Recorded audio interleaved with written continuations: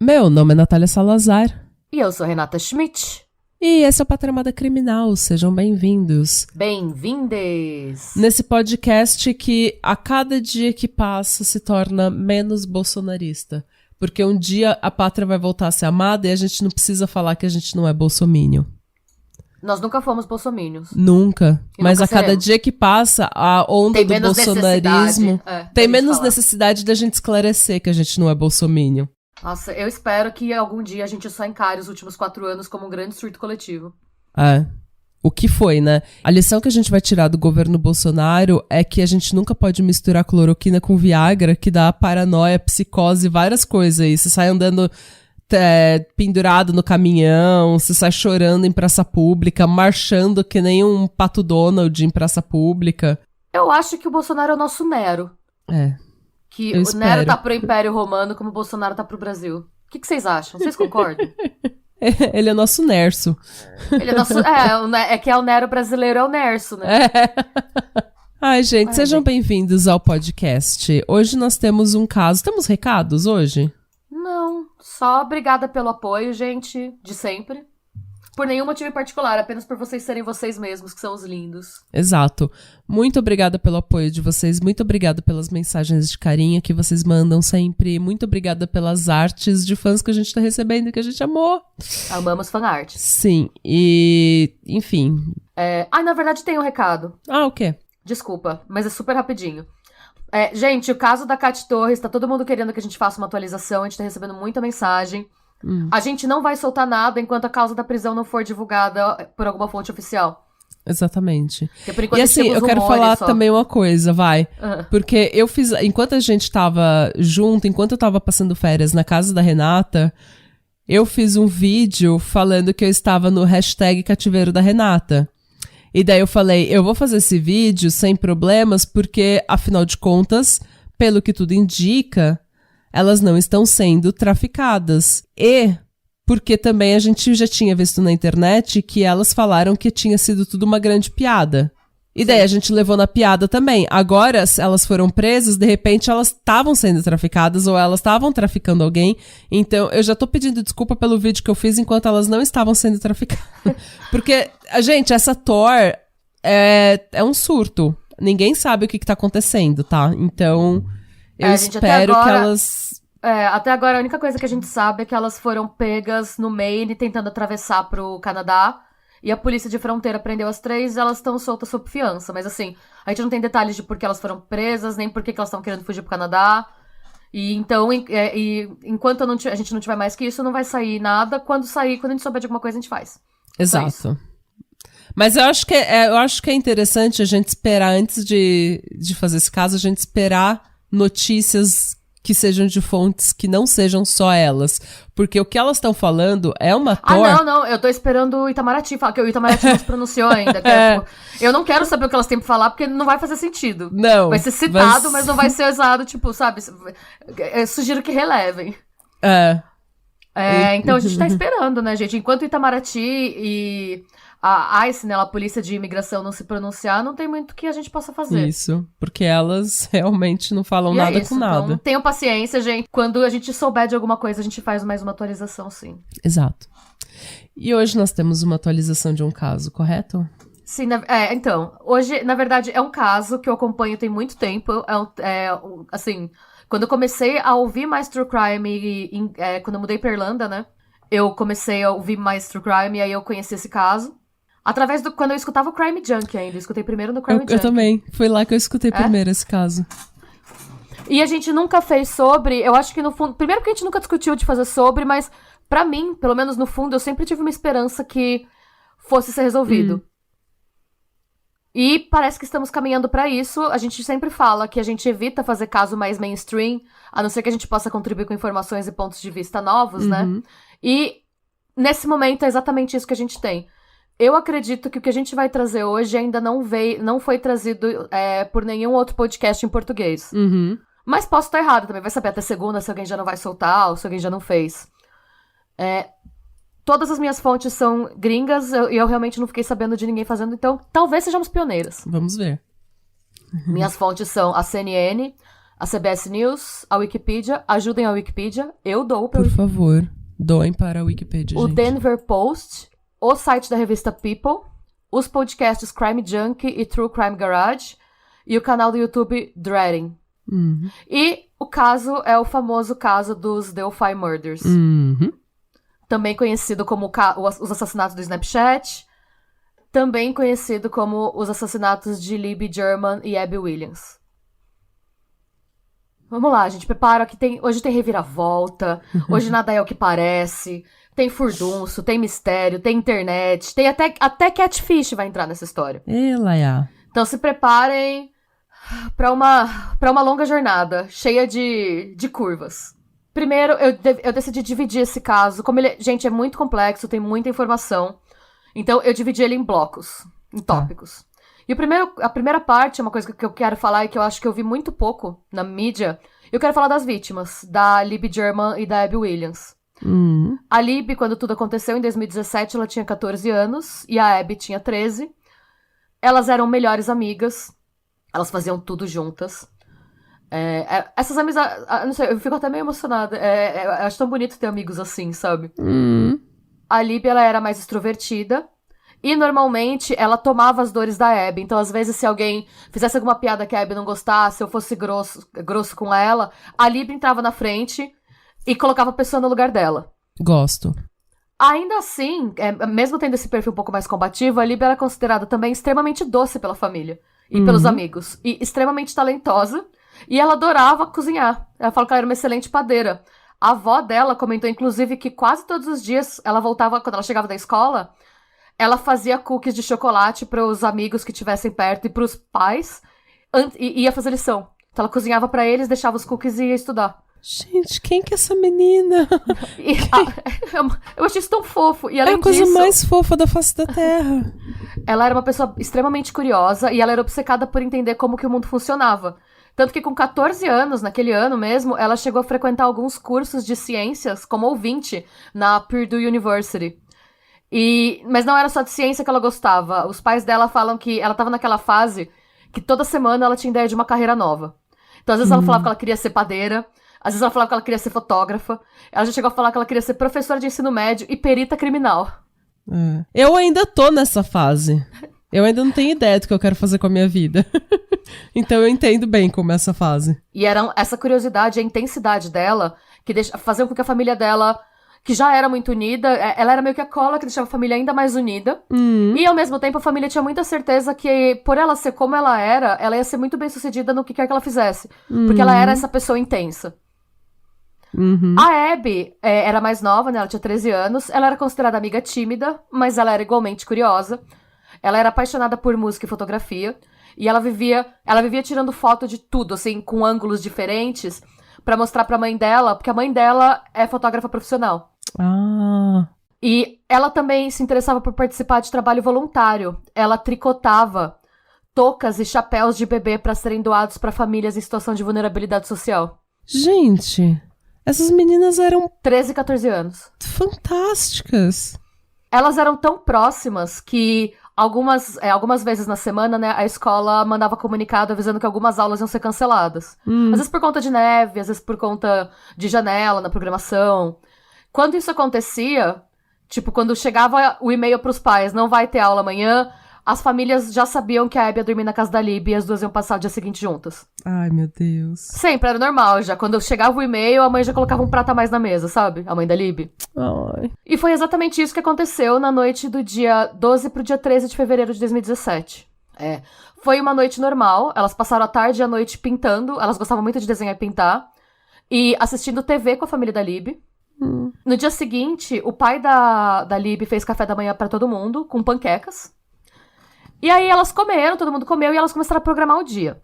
O plano original delas seria de fazer algumas trilhas. Delphi, gente, é uma cidade indiana muito pequenininha.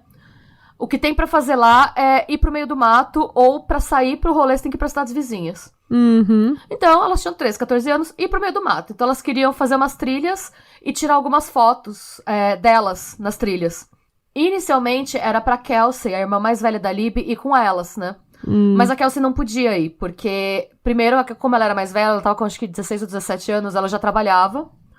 Então, e ela tinha alguma coisa, ela não abre o que era, mas ela tinha alguns compromissos com o namorado. Uhum. Ela falou, não dá pra eu ir com vocês, eu trabalho no começo da tarde, eu tenho que fazer umas coisas com o meu namorado, mas eu deixo vocês lá. Onde vocês querem ir?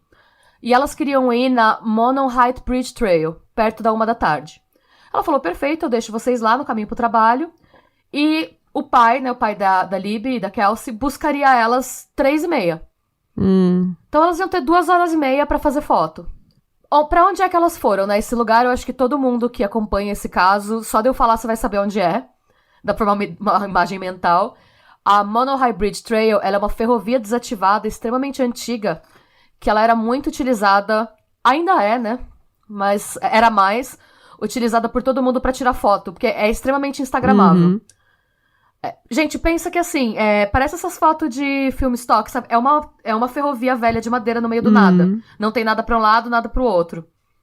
É só a ferrovia e em volta você vê floresta, montanhas. Aquelas fotos que todo mundo tem no Pinterest. Sim, exato. E... Pinterest, eu abrasileirei total a pronúncia. O Pinterest. O Pinterest, o Pinterest, gente. O Pinterest. Essas fotos Tumblr, né? É. A pessoa sentada de perna cruzada no trilho do trem, de costas. Isso, né? com um moletom oversized, Sim. assim. E, assim, gente, como os trilhos são muito velhos e não tem nenhum tipo de parapeito, essa trilha foi desativada, tem vários avisos, é proibido você andar lá. Ainda assim, a cidade inteira andava lá. Claro. E tudo aconteceu como combinado. A irmã da Libby deixou elas lá, elas foram tirar foto. Até aí, tudo certo. E aí a gente vai entrar na segunda parte, que é pra falar sobre o crime. Às 3h30 da tarde, conforme combinado, o pai da Libby chegou na entrada da trilha pra buscar as duas. Mas ninguém apareceu. E aí, ele esperou um pouco. E aí, o que ele pensou? Eu acho que elas podem ter esquecido da hora. E aí, ele desceu do carro e foi fazer a trilha. Gente, não tem... É o trilho do trem, é só seguir o trilho do trem. Não tem muito pra onde ir, sabe? No caminho, ele encontrou alguns outros pedestres que estavam fazendo a trilha. E todos eles afirmaram que não tinham visto as meninas. Até que um homem comentou que ele escutou passos de pessoas em determinado trecho da trilha. E aí o pai da Libby foi pra lá, não encontrou nada. E aí ele decidiu ligar pra mãe dele, a avó da Libby, e perguntou se por acaso elas tinham entrado em contato com ela, ou se elas tinham, tipo, sei lá, às vezes aconteceu alguma coisa e ela pode ter ido buscar elas mais cedo. E ela disse que ela não sabia nada das meninas. E ela falou, faz o seguinte, faz a trilha até o final. Enquanto você tá aí, eu vou ligar pra todo mundo pra gente procurar todo mundo junto. A primeira pessoa a ser contatada foi a Kelsey. E ela falou que ela percebeu que algo não tava certo antes até de atender o telefone, porque a avó nunca ligava no meio do expediente dela. Aí a Kelsey falou que a avó ligou, ela saiu do trabalho imediatamente, por volta das 4h30. Ela tava na trilha. Naquele momento, o que todo mundo achava? Que elas podiam ter caído, pisado numa madeira podre e caído. Ou que elas poderiam ter decidido descer e fazer uma das trilhas laterais e se perdido. Ou que elas poderiam estar machucadas de alguma forma e sem acesso aos celulares. Ou até sem bateria. Eu preciso reforçar de novo que a criminalidade em Delphi é extremamente baixa, tá, gente? No momento, as únicas pistas que a gente tinha, que a família tinha, eram 2 fotos que a Libby fez na conta dela do Snapchat, que ela postou, né? Uma é uma foto da Abby na ponte, que prova que elas estavam lá mesmo. E depois tem essa filmagem ficou icônica, que é a filmagem do homem andando sobre os trilhos em direção a elas na ponte. Era isso que as pessoas tinham, e assim, gente, demorou muito até pra isso ser divulgado fora da família, tá? Pela polícia, como a gente vai ver mais pra frente. As horas foram passando, elas não apareceram, a família já tinha feito a trilha inteira diversas vezes, e o que deixou eles mais preocupados é que eles gritavam e não tinham nenhuma resposta. Que se elas estivessem machucadas... E eles tava todo mundo gritando o nome delas, elas iam responder. Sim. E aí, os avós das duas foram pra polícia pra reportar. Assim que a polícia foi notificada, gente, cidade pequena, todo mundo ficou sabendo. E a cidade inteira se reuniu em massa pra ajudar nas buscas. A cidade inteira ficou procurando essas meninas até perto da meia-noite. Deus do céu, gente, que desespero. Meia-noite, a polícia solicitou o encerramento das buscas por questões de segurança. Porque, gente, imagina, um monte de gente num lugar extremamente velho e podre, à noite, sem... Sim, você vai dormir com 2 meninas desaparecidas, você acorda com 20 pessoas desaparecidas. Pois é, e machucadas e não. E aí, o que a polícia fez? A polícia mandou os voluntários pra casa, mas os policiais que eram mais experientes com busca à noite continuaram buscando elas. Nada. Mas, na ocasião, gente, eu reforço muito que deixou todo mundo surpreso, porque a polícia chegou, inclusive, a falar pras famílias pra elas se acalmarem. Eles falaram, gente, parece que é muito dramático, mas provavelmente elas só estão escondidas em algum ponto da floresta e não conseguem ouvir. Por que a polícia disse isso? Porque não tinha na trilha, e eles fizeram várias vezes, nenhum indício de que elas tivessem sido machucadas por outra pessoa, porque não tinha nenhuma evidência de nenhum tipo de perseguição no mato, não tinha sangue, não tinham galhos quebrados, e não tinha nenhum tipo de peça de roupa deixada pelo caminho. Então o que a polícia disse é, amanhã a gente vai começar, primeira hora a gente vai fazer um pente fino, e elas vão aparecer, elas devem estar numa caverna, num buraco, alguma coisa que elas não escutam, é só isso, tá tudo bem. Infelizmente ele estava errado. No dia seguinte, 14 de fevereiro, as buscas recomeçaram às 7 da manhã, e as cidades vizinhas começaram a entrar. Todos os moradores, um monte de gente começou a vir, ficou sabendo, e vieram das cidades vizinhas pra ajudar. Eu até coloquei no roteiro. As cidades vizinhas ficaram sabendo do que aconteceu por motivos de fofoca, sim. Mas você sabe, eu já falei isso algumas vezes, eu não sei se eu cheguei a falar no podcast, mas a gente fala muita merda de americano. A gente fala muita merda, sim. E com razão. É um povo que é muito privilegiado, algumas pessoas são muito arrogantes, algumas pessoas só acham que só os Estados Unidos existem no mapa. Mas eu sempre fico um pouco emocionada com o senso de comunidade. O senso de comunidade deles, tipo, quando tem uma tragédia, um terremoto, um furacão, eles se mobilizam em questão de segundos. Já tá toda a vizinhança mobilizada. Sim. E é claro que a gente faz isso no Brasil também, mas eu acho que menos... Proporção. É em outra proporção. Você precisa de um desastre muito grande para mobilizar tantas pessoas no Brasil. Essa é a impressão que eu tenho, pelo menos. Ou aqui na Noruega, nossa, você precisa, para mobilizar 10 pessoas pra fazer busca, você precisa chamar a Cruz Vermelha, você precisa chamar, sabe? Não é todo mundo que sai de casa. Mas lá parece que em questão de segundos já tá a vizinhança toda procurando. Isso é verdade, assim, pra isso, realmente, pra mim, eu concordo com você, porque eu tenho muitas críticas, como todos sabem, mas pra isso a gente tem que tirar o chapéu mesmo. Porque daí já começa, um vai doar roupa, o outro já começa a levantar dinheiro, o outro lá já começa a fazer limonada pra quem tá procurando. Eles têm um senso de, tipo, emergência. Sim. Sabe? De, tipo, a gente precisa acabar com qualquer diferença agora e começar a agir now. Tipo, agora. Vamos. Sim. Eu acho isso muito bonito, esse espírito que eles têm. É bonito mesmo. Gente, além dos voluntários, foram usados drones para sobrevoar áreas da trilha de mais difícil acesso. Um time de mergulho foi escalado para procurar num riacho perto da trilha. E os voluntários foram divididos em grupos de maneira a garantir que não teria 1 centímetro de terra que não fosse procurado. Infelizmente, foi um desses grupos de voluntários que encontrou os corpos da Abby e da Libby por volta do meio-dia, a cerca de 800 metros a leste da ponte. E aí é que o barato começa a ficar louco, gente. Pra vocês terem uma ideia, isso aconteceu em 2017. Até hoje, a gente não tem detalhe nenhum da cena do crime. A única coisa que a gente sabe com certeza é que os corpos foram posados de maneira a chocar pessoas que os encontrassem. É por conta disso também, quando esse tipo de coisa acontece, as teorias da conspiração começam a surgir, né? Ninguém entendeu direito porque que até hoje a gente não sabe como que esses corpos foram encontrados. Teve gente que começou a achar que eram... que tinham policiais envolvidos, um monte de teoria da conspiração. E assim, antes da galera começar devagar, eu quero reforçar que é comum que isso aconteça por 2 motivos. Primeiro, para você reduzir o volume de copycats, que eles chamam, né, ou de falsas confissões. E porque a família pode ter pedido para os detalhes não serem divulgados por serem meninas de 13 e 14 anos. Ou ainda porque pode ser o modus operandi de algum serial killer em atividade que já despertou a atenção do FBI e que eles não querem jogar a luz sobre o caso para essa pessoa não saber que ela tá sendo buscada. Exatamente. Quando a polícia não libera coisa, normalmente é porque eles não querem avacalhar a investigação. Sim. Principalmente se é uma cidade pequena em que a polícia não tem experiência com esse tipo de crime, porque é uma cidade que tem uma criminalidade baixa, eles imediatamente já estão overwhelmed. Então eles falaram, eles foram espertos, o que não é uma coisa que muita polícia faz, eles foram espertos e falaram, gente, vamos colocar um gag order nisso daqui, porque a gente tá muito acima do nosso nível de conhecimento e expertise, então a gente precisa de ajuda. E daí provavelmente eles contactaram o FBI ou alguém, uma agência maior, e eles falaram, não libera nada do caso, porque a gente precisa controlar o que sai, até porque só o assassino vai saber e vai poder te falar algum detalhe. Até hoje, gente, eu vou falar hoje vai sair dia 7, né? Até dia 7 de novembro de 2022, a gente não tem a causa das mortes ainda, tá? Mas teve um podcast, eu até esqueci de citar ele nas minhas fontes, o nome do podcast é Murder Sheet. Ele teve acesso a alguns documentos da corte que foram divulgados.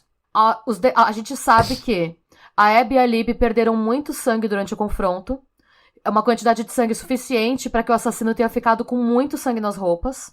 E uma das peças de roupa de uma das meninas foi levada pelo assassino como souvenir. E essa peça de roupa foi levada depois que a menina já tinha sido morta e posada. Meu Deus. E aí eu quero reforçar que essas meninas, elas lutaram que nem soldado, tá, gente? Porque ficou até arrepiada. Porque a polícia fala que se uma delas quisesse sobreviver, ela poderia ter abandonado a outra. E sobrevivido e contado o que aconteceu. Mas nenhuma quis abandonar a outra nesse momento. Elas morreram juntas porque uma não deixaria a outra pra trás. Então, assim, Ai, gente. E aí a gente vem, né, sei lá, coisas pra se pensar, né? Eu fico... Mais um dos motivos pelos quais esse caso me deixa emocionado, assim. Eu não tô chorando, você tá chorando. O homem que encontrou os corpos do grupo, né, quem deu o alerta, né, a pessoa que gritou, que viu, ele ficou extremamente traumatizado, mas, como esse caso chamou muita atenção, ele ainda sofreu assédio por parte da internet. A internet começou a ficar obcecada com o caso, e começaram a, tipo, sem nenhum motivo, sem nenhuma evidência, acusar o cara. Como que você achou? Eu achei porque eu estava no grupo de busca. Então, teve esse aspecto do caso que foi muito triste, porque os detetives de internet, assim, começaram a acusar a família, começaram a acusar por nada, só porque eles estavam obcecados com o caso. Então... Porque você precisa fill the gap, você precisa... O cérebro não aceita que você não tem uma informação, então você vai colocar a informação que você sabe, a informação que você tem disponível. Ela tinha uma família, pronto, foi a família. E era uma família que até hoje é extremamente unida, tá, gente? A Kelsey, inclusive, hoje... Ela é uma ativista de direitos de vítimas e casos não resolvidos. Ela, obviamente, já tinha mudado a vida dela pra sempre, mas orientou, inclusive, a carreira dela, quem ela é, assim, o que ela faz com o tempo que ela tem nesse mundo, sabe? Então, é só pra gente refletir, pra gente não ficar acusando gente. É exatamente por isso que eu reforço que a gente vai falar caso Cat Torres quando a gente tiver evidência. Não dá pra gente ficar falando coisa na nossa cabeça, é irresponsável. E agora a gente vai entrar em um outro bloco, que é os suspeitos. Ok. E, gente, tem muita... Reviravoltas, prepara os corações. No dia 17 de julho de 2017, 5 meses depois dos assassinatos, a polícia liberou um retrato falado do suspeito, com base no vídeo e nos depoimentos de algumas pessoas que estavam na ponte naquele mesmo horário. E foi só aí, 5 meses depois... que eles divulgaram pela primeira vez alguns trechos só do vídeo e do áudio que a Libby fez pelo celular. Até hoje a gente não tem acesso ao vídeo inteiro, tá? Ok. E aí a gente, né, Esse depois é o vídeo que tem o homem? É o que ele fala down the hill. Ok. A gente vai colocar tudo os retratos falados, vai tudo pras nossas redes sociais, gente, vocês podem conferir lá. O suspeito número 1 era um homem chamado Ron Logan, que morava em Delphi. Por que ele era considerado suspeito? Primeiro, os corpos foram encontrados na propriedade dele, nas terras dele. Ele tinha, quando o crime aconteceu, ele tinha 77 anos, mas ele era forte, ele trabalhava na fazenda. E depois que os crimes aconteceram, 2 ex-namoradas dele foram pra polícia informar que ele era extremamente violento e que ele já tinha ameaçado elas de morte várias vezes. Já chegou no ponto delas falarem pra parentes e amigos que se elas sumissem, a culpa era dele. Ok. Depois disso, além das 2 ex, 15 outros moradores da cidade deram depoimentos incriminando ele. 15. Além de tudo, 15. Além de tudo, a imagem dele era consistente com a imagem do homem que era visto nas câmeras. No dia 14 de fevereiro de 2022, que foi o dia em que os corpos foram achados, às 9h20 da manhã, o Logan, ele ligou para um primo dele, pedindo para esse primo mentir para a polícia caso fosse procurado, e afirmasse que teve com ele na véspera, entre as 14 e as 14h30, para levar ele de carro para uma loja de equipamento de aquário, em Lafayette. E era pro primo falar que ficou com ele lá até as 5. Ou seja, ele mentiu um álibi. O FBI chegou a revistar a casa do Ron, eles conseguiram mandado de busca e apreensão, e os dados apreendidos pelas torres de celular revelaram que ele estava na área entre a propriedade dele e a ponte entre os dias 13 e 14 de fevereiro. Entretanto, o Logan realmente foi na loja de aquário na data. Ele pôde comprovar, ele tinha recibo da loja, ele foi visto pela CCTV da loja, e os funcionários da loja confirmam que ele estava lá. Por que ele pediu pro primo falsificar o álibi? Porque ele foi sozinho pra loja e ele não tinha autorização pra dirigir. E dirigir sem autorização, ele tava, além de tudo, ele tava em liberdade condicional, por agressão, por outras coisas. E se ele fosse pego dirigindo sozinho, seria uma violação da liberdade condicional e ele podia voltar pra cadeia. Sobre as torres de celular, isso eu não sabia, mas na área de Delphi e Lafayette, a cobertura de torre de celular é mínima. Normalmente, gente, como é que é a triangulação por torre? Eles veem que torres estão transmitindo o sinal pro seu celular. Ok. E quando você tá numa cidade grande, você tá em São Paulo, tem muita torre, porque tem muita gente usando. Então, a precisão é muito grande, porque vai ter uma torre, tipo, a cada esquina. Se tô exagerando, obviamente, né? Em Delphi, como a cobertura é mínima, vamos supor que se você tá em São Paulo e você tá num quarteirão ou no outro, vai dar diferença na torre. Agora, em Delphi, que a cobertura é mínima, se você tá ou em Delphi ou em Lafayette, a mesma torre vai transmitir pingar, o sinal, porque a cobertura é baixa. Então, por conta disso, é possível que o Ron não tivesse nem na cidade. Entendi. Quando o crime aconteceu. Ele morreu esse ano, com 82 anos, e os investigadores já descartaram ele como suspeito. Ok. Basicamente, gente, ele era uma pessoa horrível, mas não foi ele que matou as meninas. Segundo suspeito que foi levantado, né? O nome dele é Daniel J. Nations. Era um desempregado que ele foi preso... Gente, desculpa, é que esse suspeito ele é meio engraçado, assim. Meio trágico, porém engraçado.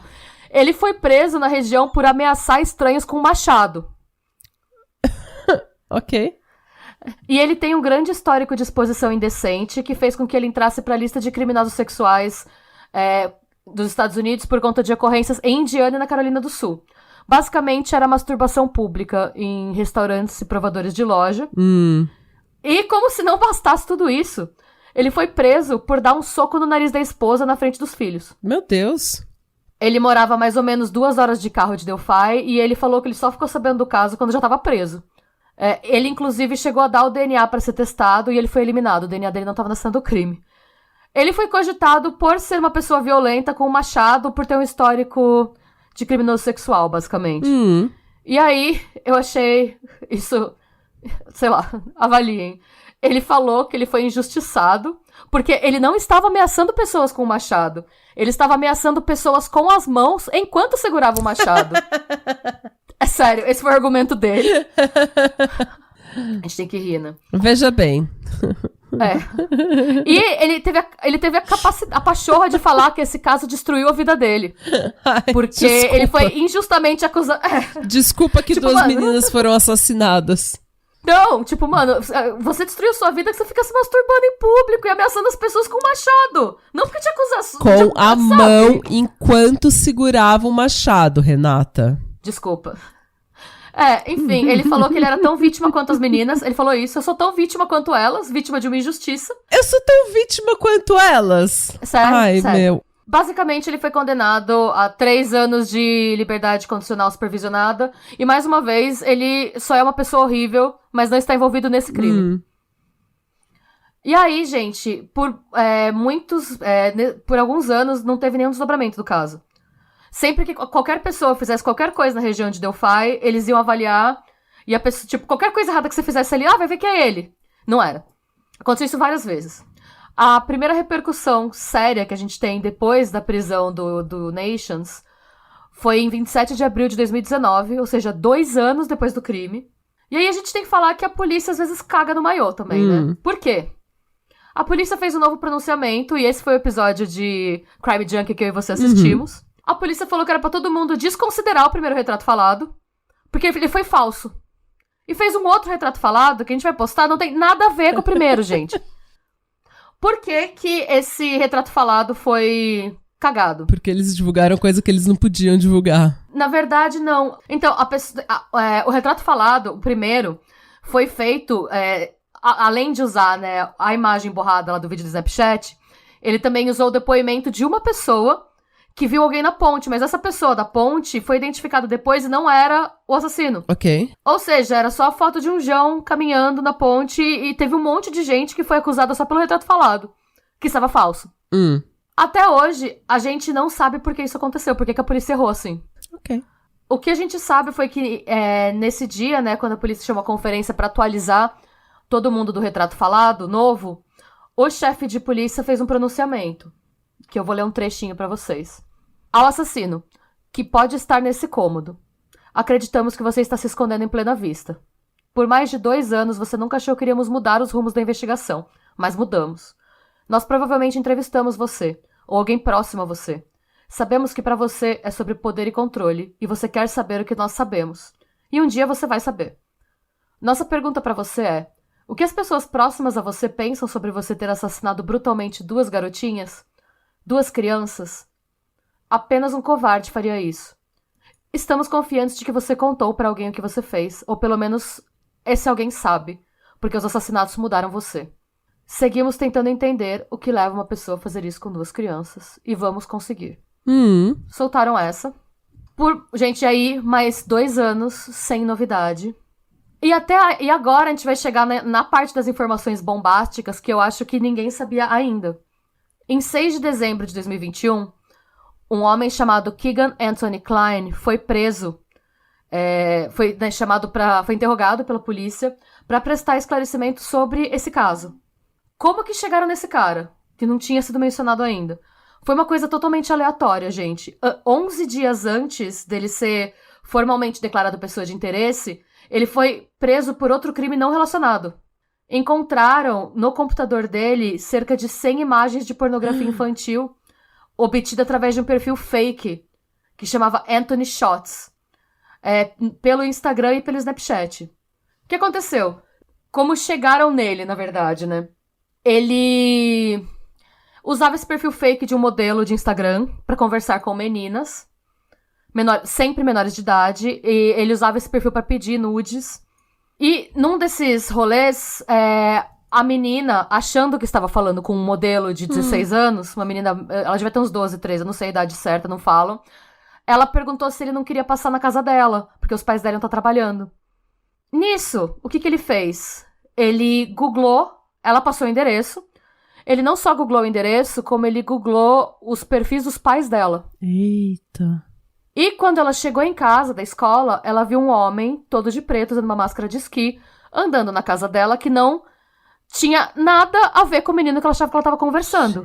Esse cara tem 28 anos. 29 agora. Ela ficou extremamente assustada e ainda bem, ela fez a coisa certa. Ela contou pros pais, pegou o celular, entregou o celular, falando: eu estava falando com esse menino, me desculpe, eu pedi pra ele vir aqui em casa. E esse homem tava na minha Gente, porta. pelo amor de Deus, sempre façam isso. Se você faz merda, é melhor você contar pro seu pai e pra sua mãe e tomar uma comida de rabo do que aparecer morta numa vala. Sempre leva a pior coisa que seu pai e sua mãe vão te fazer vai te dar uns tapas na bunda e te deixar de castigo. Tá? Então, assim, sempre conta. Fazer merda faz parte. Conta pros seus pais. Liga pro seu pai, pra sua mãe, ou pra um tio, pra uma tia que você confia, mas nunca deixe de contar onde você tá, o que você tá fazendo e que merda que você fez pra chegar na situação que você tá. Sim. Mas liga pra sua família, não vai tentar dar uma de se livrar da comida de rabo que você vai levar da sua família e aparecer morta numa vala. Exatamente. A comida de rabo, um dia vocês vão rir da comida de rabo. Bom, com isso a polícia chegou pra fazer busca no computador dele. Ele foi o conteúdo do computador dele foi analisado, ele já estava sendo acusado, tipo, de stalkear essa menina, de pedir pornografia pra menor de idade e tal. Enquanto estavam fuçando no celular dele, acharam conversas dele com a Libby, marcando de se encontrar com ela no dia em que ela foi assassinada. Na ponte? Eles... Na ponte. Ela falou pra ele pra onde ela ia e o horário que ela estaria lá. E eles tinham achando de novo que tava marcando um date com um menino de 16 anos, modelete de Instagram, que chamava Anthony Shots. Ele diz que ele não apareceu no encontro. Mas, quando você quantos olha... anos ele tem agora? Ele tá com perto de 30 anos. Quantos anos ele tinha na época? Quando aconteceu o crime, que eu já esqueci? 2017. 2017? Ah, tá. Então ele tinha 20 e poucos anos. É. Mas você viu o segundo retrato falado? O segundo retrato falado fala que o suspeito tem idade entre 18 e 40. Ok. Eu tava, na minha cabeça, eu tava achando ainda que ele era uma pessoa muito mais velha. Não, mas calma que não acabou ainda, a tour não acabou. Muitas reviravoltas, Sim, não, gente, é confuso esse caso. Porque aí ele foi preso, ele foi formalmente considerado pessoa de interesse, porque ele conversou com ela e marcou um encontro com ela na ponte, no dia em que ela foi morta. E ele já tava sendo acusado de, tipo, stalkear outra menina. Então, assim...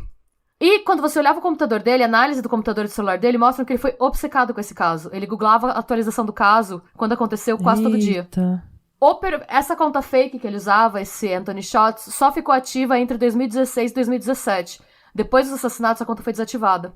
Eita, nós. O que ele diz? Ele disse que ele estava interessado no caso só porque ele era um cidadão preocupado. Ele falou que ele conversou, sim, com a Libby, mas ele... Gente, é absurdo, assim. Ele fala que ele conversou com a Libby, sim, mas que, pra ser bem sincero, ele conversava com um monte de menininha, então não foi nada especial. E ele admitiu que ele conversava com as meninas e convencia elas a mandarem foto pelada pra ele, que eram as imagens que ele tinha. Mas ele fala que ele só fazia, no começo, meditação de louco, né? Primeiro ele fala que ele só fazia isso quando ele era menor de idade também. Porque em Indiana, se os dois são menores de idade, não é exploração sexual. Mas os policiais falaram, você sabe que a gente viu tudo no seu computador e tá muito claro que você não era menor de idade, né? A gente tem as datas, a gente tem sua certidão de nascimento. Tem gente que acha que o Google é besta, né? O Google sabe onde você tava 3 anos atrás, com hora e minuto e segundo, mas do nada seu computador não registra a hora que você fez as coisas. Ai. Pois é. E aí, gente, vou ficando cada vez mais revoltada. Por quê? Ele começou a falar que ele tá sendo acusado injustamente só porque as pessoas têm preconceito por ele ser um pedófilo. Eu não tô zoando.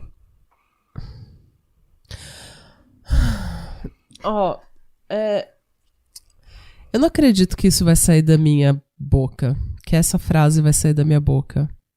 Mas tem gente que faz mimimi. Tem gente que tá indo longe demais.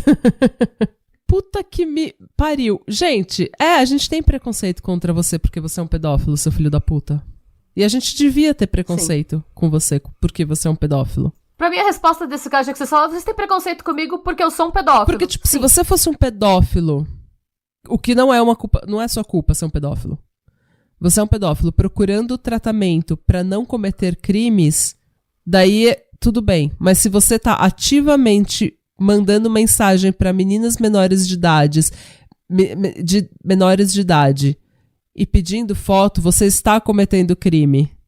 Você está abusando sexualmente de uma menina menor de idade. Então, sim, o preconceito cabe.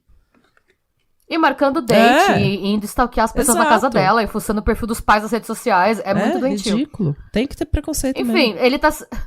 Atualmente, ele tá sendo acusado... Ele tá enfrentando, né, 30 acusações, que incluem exploração infantil, posse de pornografia infantil e obstrução de justiça. Ok. Todas essas acusações não estão relacionadas ao caso dos Delphi Murders, tá? E aí, em 31 de outubro desse ano, gente, 2022, semana passada, enquanto eu e Natália estávamos no Halloween... A Renata só entrou na sala gritando, eles acharam alguém! Eles prenderam alguém! E eu falei, ok, quem? Sim. Gente, no dia 31 de outubro de 2022, que quase 6 anos, né, que foi no começo do ano o crime, do que tudo aconteceu, a polícia anunciou a primeira prisão e acusação formal do assassino das meninas. E não é esse cara, gente. What? É uma pessoa... Não é. É um homem que chama Richard M. Allen, de 50 anos. Eita. Há 2 semanas antes, né, do dia 31, os vizinhos do Allen viram a polícia vasculhando a casa dele. Depois disso, no dia 31, foi uma... no dia 31 foi segunda? Terça? Sei lá. Segunda. A polícia prendeu ele. E soltou um comunicado oficial pra imprensa acusando ele formalmente. Ele tá detido sem fiança. O superintendente da polícia do estado de Indiana, Doug Carter, ele deu uma declaração que é: hoje não é um dia pra comemorar, mas a prisão com certeza é um passo importante pra levar à conclusão dessa investigação complexa e de longo prazo. Gente, até agora a gente não sabe por que ele foi preso, porque um tribunal lacrou os documentos de acusação. É muito segredo em torno desse caso. Sim, foi lacrado. A única coisa que a gente sabe é que ele tá respondendo por 2 acusações de assassinato pela morte da Abby e da Libby. Ele era técnico de farmácia e ele não só trabalhava na CVS da cidade, como a tia da Libby conhecia ele. A tia da Libby, inclusive, falou: eu entrei na loja pra imprimir fotos da Libby pro funeral e foi ele que me ajudou. Ela falou: eu tava uma bagunça, eu tava tentando... Ela falou que ela tava tão nervosa que ela não conseguia mexer no telefone pra pegar as fotos. Coitada. Ele ajudou ela a escolher a foto pro enterro. Gente do céu. E depois que as fotos foram impressas, ele olhou pra ela e falou: eu não vou te cobrar por isso. Mano. Mano. A informação que a gente tem até agora é que o juiz encontrou uma causa provável pra acusar o Allen de assassinato, mas ele não falou mais nada, porque tá tudo lacrado. Ele falou que todos os documentos de acusação e a declaração de causa provável, né, foram selados. Um tribunal vai revisar a decisão depois pra ver se esses documentos vão seguir selados ou não. Gente, por enquanto, como estamos agora, tá, gente? Ele foi preso semana passada. Estamos Massachusetts.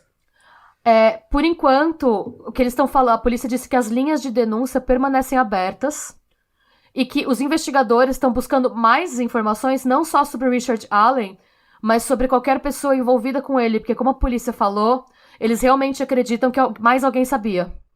E pelo nível de complexidade da cena do crime, muito provavelmente não foi a primeira vez. E foi só uma pessoa?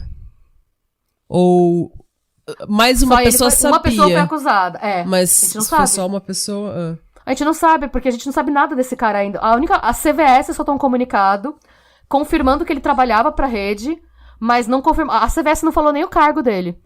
A CVS só falou: realmente é um ex-funcionário. Deu uma de Bolsonaro quando o Roberto Jefferson fez aquela loucura. Eu nem tenho foto com ele. Nossa. Gente, por enquanto a gente tá assim, a gente não sabe nada. O que a gente sabe é que pelo nível de sigilo, provavelmente a gente pode ter um serial killer aí.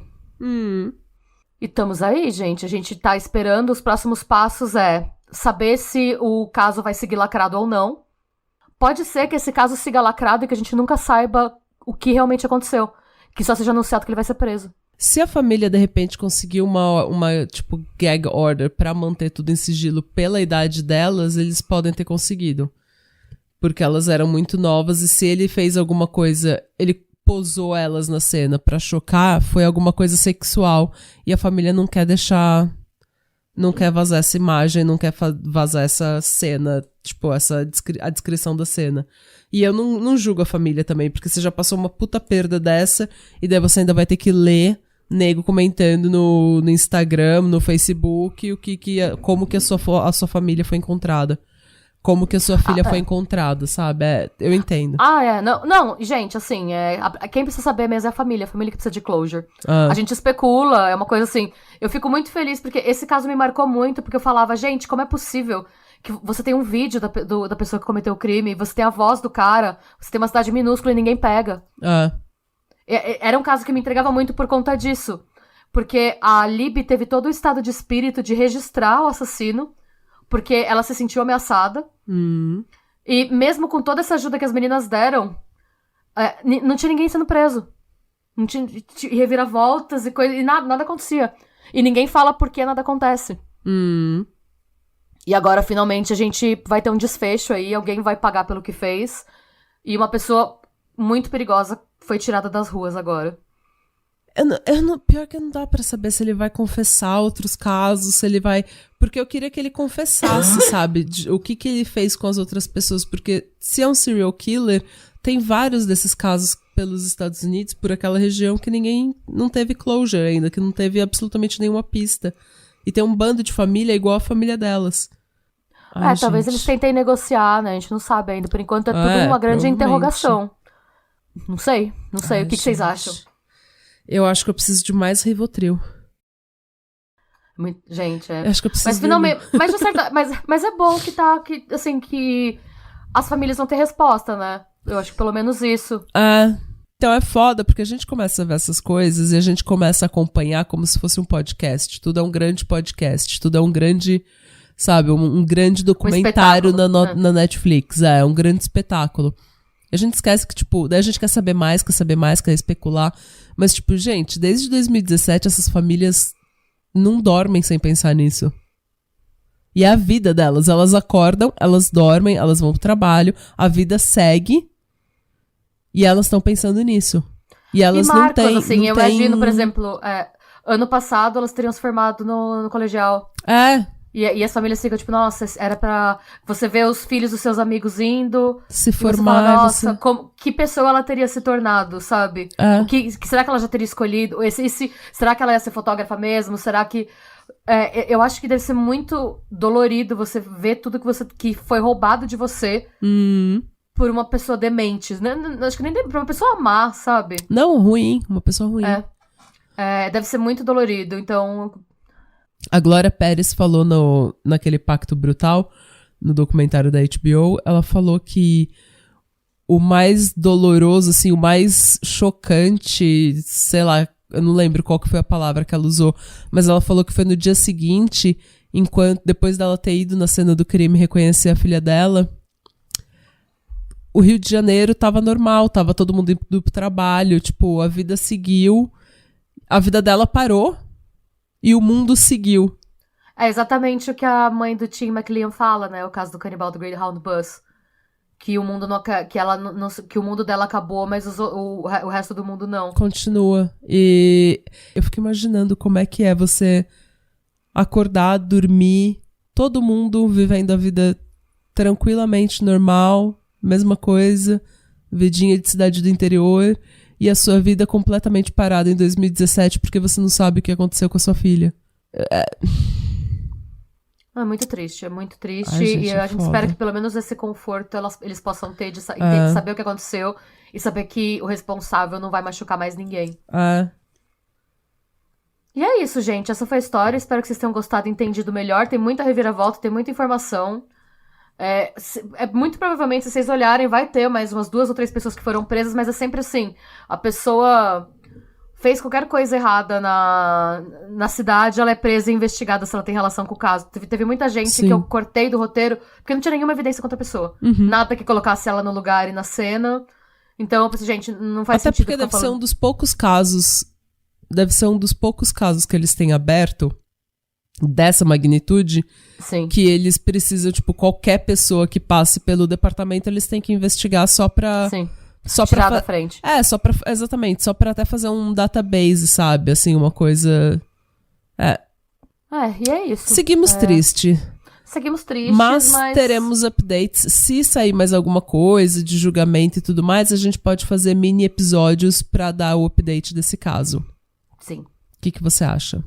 Acho ótimo. Se vocês concordarem, jovens, falem pra gente, falem pras tias. Isso. É isso, gente. Sejam bons. Busquem conhecimentos. E sempre que você vê uma pessoa estranha na ponte, tire uma foto e mande pro seu amigo. Filma. Aliás, você já viu The Inside Man? Não. Inside Man. Na Netflix. Não, é bom? Foi aquela série que eu te falei com o Stanley Tucci. São 4 episódios, você vê rapidinho e é uma série muito boa.